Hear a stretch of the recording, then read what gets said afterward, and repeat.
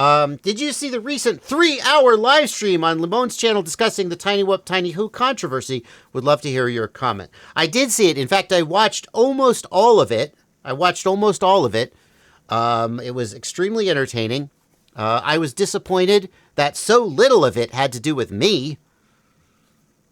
Apparently, the world doesn't revolve around me. Go figure.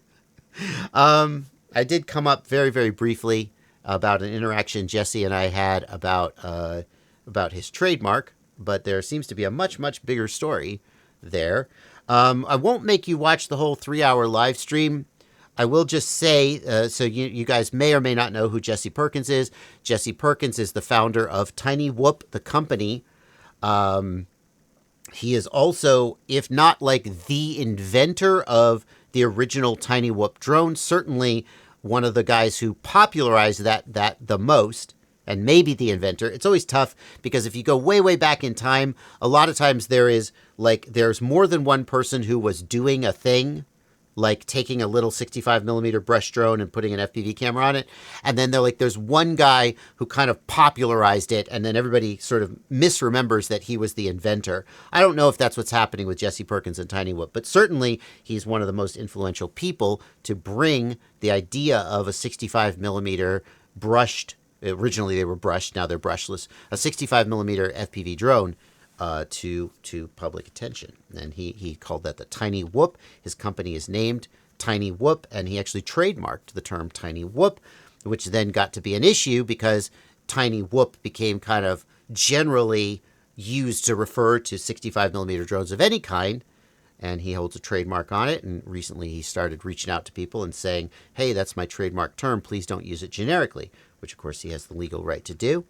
And that created a little bit of it stirred up some feelings. It stirred feelings in me. He came to me and asked me to not misuse his trademark on my website. And I said, I'm trying to decide how much I want to rehash the whole thing. And you guys need context, but also I don't want to rehash the whole thing. The short version is that I think that the term is essentially already been diluted, is the technical term. Everybody just refers to all 65 millimeter things as Tiny Whoops, right? A lot, and I'm not even sure that he sells them anymore. Like, his company is still in business. He sells batteries, he sells other things. I'm not even sure he still makes Tiny Whoop quadcopters, regardless. So I said, I think this is really silly. It's been diluted, and and mostly I had I don't dispute his ownership of the trademark, but I was like, dude, I really just think this is dumb that you're like going to go out and enforce this on stores and stuff. But you do what you got to do, was my take. I think it's dumb. You do what you got to do. It turned out the trademark had lapsed. He lost the trademark because he didn't file the paperwork. Although I've heard since then that if you're still using the trademark in business, you don't immediately lose it just because you didn't file the paperwork. I don't know all the ins and outs of that. I just think it's dumb. If you I understand you need to make money for your company and your family, but if you've got this product that's so popular, like, great, just go with it. Other people use it generically. They're doing free marketing for you. I don't know.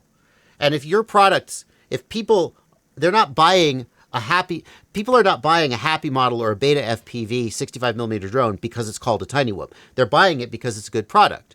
And the fact that you are the actual official owner of Tiny Whoop isn't going to make your products like somehow better. Like, the fact that everybody says Tiny Whoop and people type Tiny Whoop, you come up first because you own the domain. That's valuable. So anyway, but that's his business decision to make, not mine. But we had a little bit of a scuffle about that, which then eventually came to public awareness. And I said, well, Jesse, can we just release the receipts? Can we just release the chat transcript, and we'll let everybody decide what they think? If I'm reasonable or if I'm unreasonable. I was like, I'm not interested in arguing about it, and I'm still not, although I'm recapping it for you. Because then a whole bunch of people seem to have come out of the woodwork, and maybe a whole bunch is overstating it, but then there's now this movement, the Tiny Who movement. The Tiny Who movement is people who feel wronged by Jesse. Some of his past business associates, some of his, I don't know, people who've done business with him, other people who've worked with him, or I don't know. And they're all like, there's this we hate Jesse Perkins Facebook group called Tiny Who, like Tiny Whoop, but Tiny Who. And then it turned into an internet drama. And I've never had a bad experience with Jesse, except for the time when he tried to enforce his trademark on me. And we had a little bit of a dispute over whether that was just a polite request or a threat to sue. I feel like if you come to me and you say, I own a trademark and I'm asking you not to use my trademark, that implies a threat to sue. If you don't intend, you can make a polite request, and I said to him, I said, Jesse, is this a polite request? And then I'll say, no, thank you. I think this is dumb. And then we move on. And he was like, nope, I have to ask you. My lawyer said, by the time you invoke lawyers and you say this is not just a polite request, well, then you're threatening to sue. Ultimately, you're threatening to sue me. The analogy I made is if you got a gun in your holster and you say, put your hands up, the implication is that the gun will come out of the holster if I don't do what you say. You've got a gun in a holster. It's the trademark and the threat to sue. So, like, we're not having a polite, friendly conversation as long as that threat is on the table. That's how I saw it. So there was this 3-hour live stream where Jesse went back and forth. You can watch the live stream. One thing I took from that live stream is that these sort of complaints against him are all very vague. Very vague. Like, I don't know if you guys remember the Lunchbox FPV controversy from a few years ago, where there was this product called the FPV Lunchbox, and this dude who was behind it, I don't even remember his name, and he took a bunch of money, he took orders for this product, and then didn't deliver the product, and basically ran off with everybody's money, is like the very, very abridged version. I'm sure there's more details that people might dispute, but that's the short version. And I personally know that Rotor Riot put money into that product, and then like just the money, they never got product, the money disappeared, and I'm sure they're not the only one. And so like here's a case where there's a concrete like wrong, like this guy took money, didn't deliver product, bad, and all the complaints against Jesse seem to be very sort of like he's manipulative. I didn't like how he talked to me, and I just feel like I don't want to. And it's like, okay. Sure. If we start a I Hate Bardwell group, and then a whole bunch of people join the group, like, does that mean that like I'm a bad guy? I don't know. Like, everybody has enemies, and on a large enough scale, there's going to be people who you leave a bad taste in their mouth. Although I will say, the people I've done business with, I think the only complaint they would have would be that sometimes I don't promote their products aggressively enough. But ultimately, I usually I feel like people who do business with me want to keep doing business with me, and there's not like a bunch of, so the fact that there's a bunch of people who like worked with him and then suddenly feel like he effed them over, I don't know, maybe it means something, maybe it doesn't. I didn't think there was any real concrete, like Jesse did. There's his old business partner, from way, way, way back in the day, said that he like promised him a 70-30 split and then like stole the whole company out from under him. But you see what, the receipts on that, if they're there, I don't know. That was the only sort of like concrete wrong that I saw.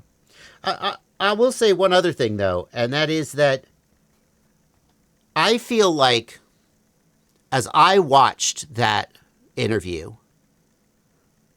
I feel like it was very, very clear to me that Jesse is a certain kind of person who argues, shall we say, in a certain kind of way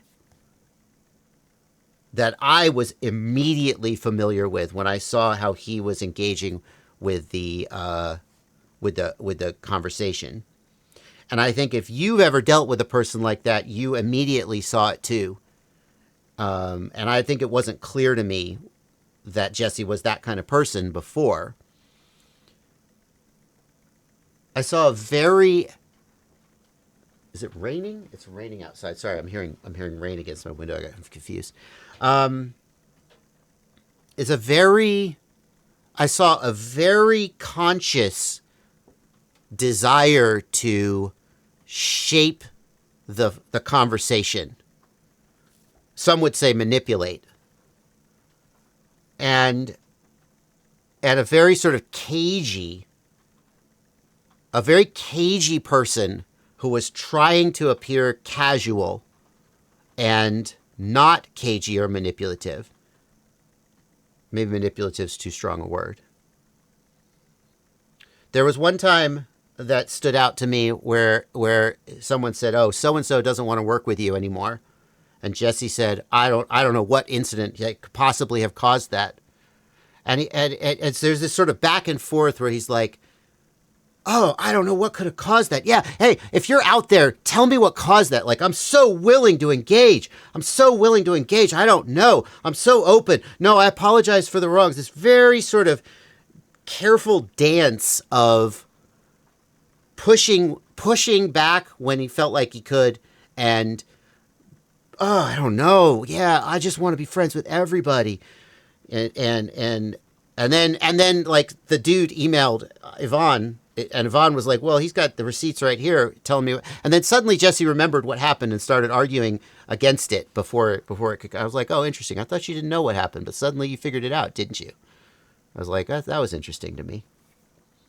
The other thing that stood out to me was this old business partner of Jesse said, we had a 50-50 split, and then I put in 5 figures of cash to keep the company going, and then we agreed that in exchange for that, there would be a 70-30 split, but when it turns out when the paperwork got filed with the state, it was 100% Jesse, and I had no ownership stake, and you ripped me off, is essentially what the guy was saying.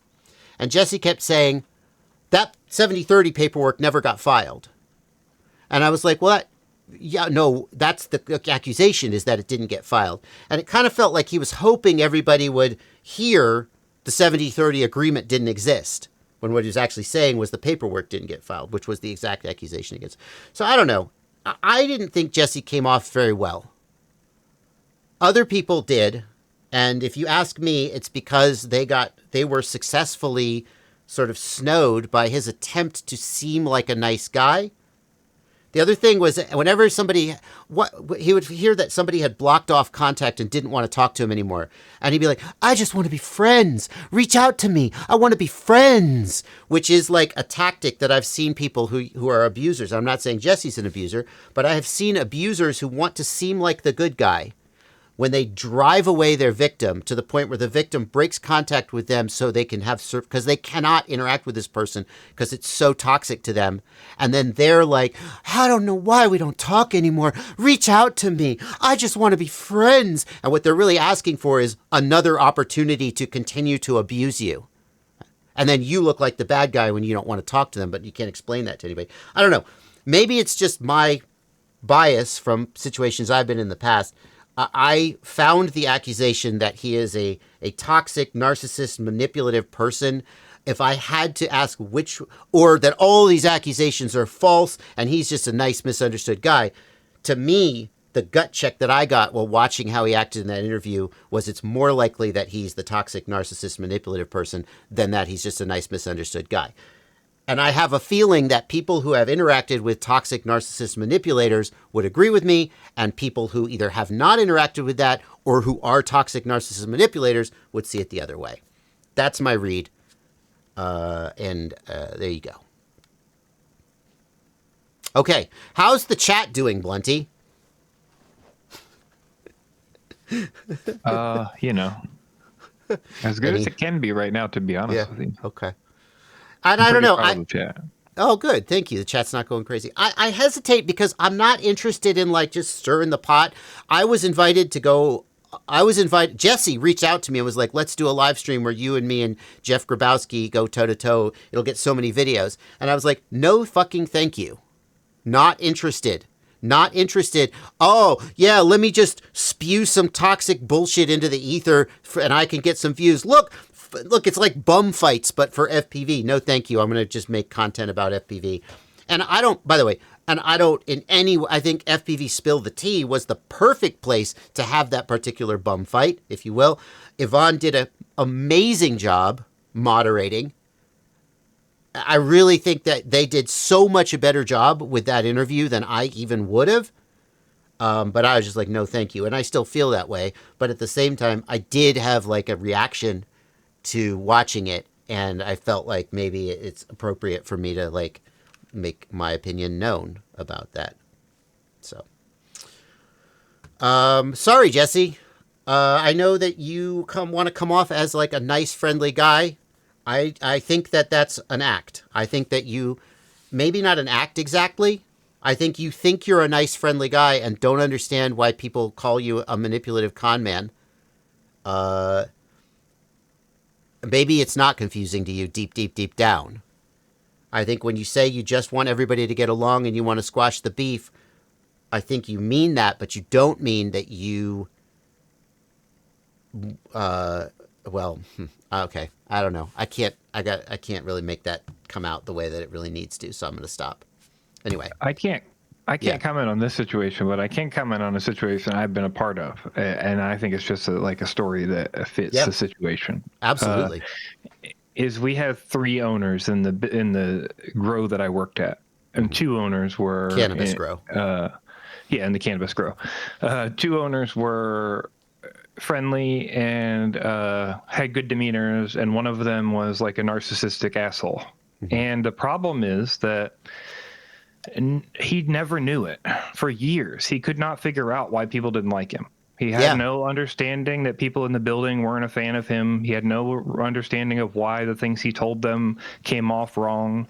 He had no grasp that people wouldn't stand behind him if something came up between him and the other owners. It was just this total disconnect.